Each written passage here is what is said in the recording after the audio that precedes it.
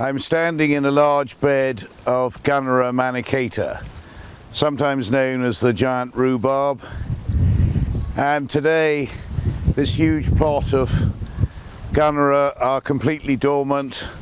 The leaves died down last autumn and have flopped down, and all you see around us are the crowns of the Gunnera waiting to shoot away again with their enormous leaves this year.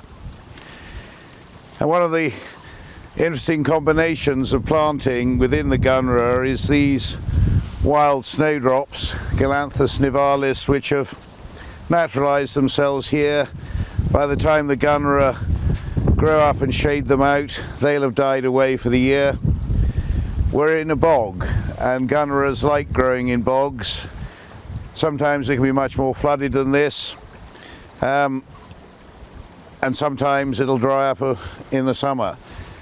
But this is really what Gunnera like. They like to be beside water with their roots well down in moist, boggy conditions, beside a river, beside a pond, beside a lake, or somewhere you can show them off with the reflection of the leaves in their water.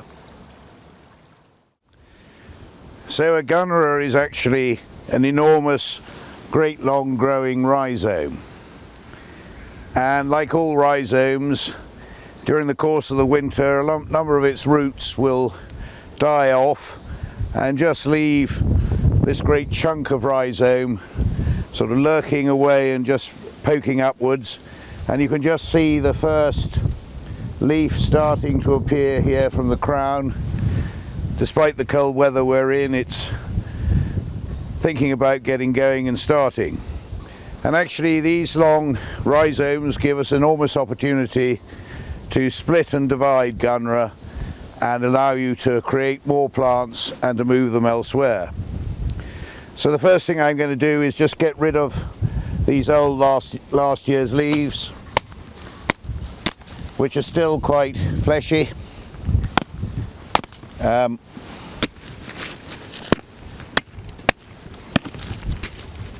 I'm just going to clear them away so we can see what we're doing here. Get rid of these old desiccated leaves and come back to the stem itself. And the strange thing about Gunnera is that you can actually chop them off wherever you like and stick them back in the ground and they'll grow again.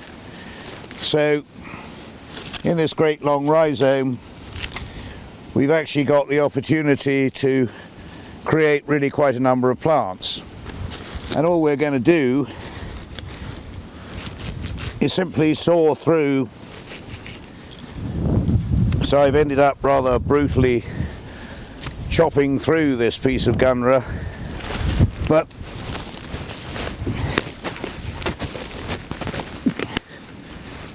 what I've now got here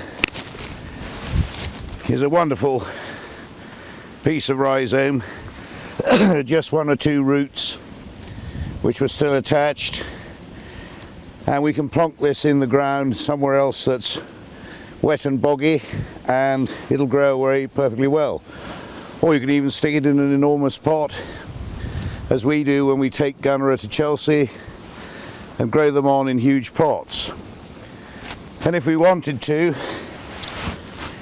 we could carry on down this rhizome and make further cuts. It's quite difficult to saw them, so it may be easier just to chop them with a bill hook. So I've chopped off another piece of rhizome with quite a few roots still attached. And I haven't actually got a spade here, but with a spade you quite easily lift that out, and you could very easily cut that into another 3 or 4 sections.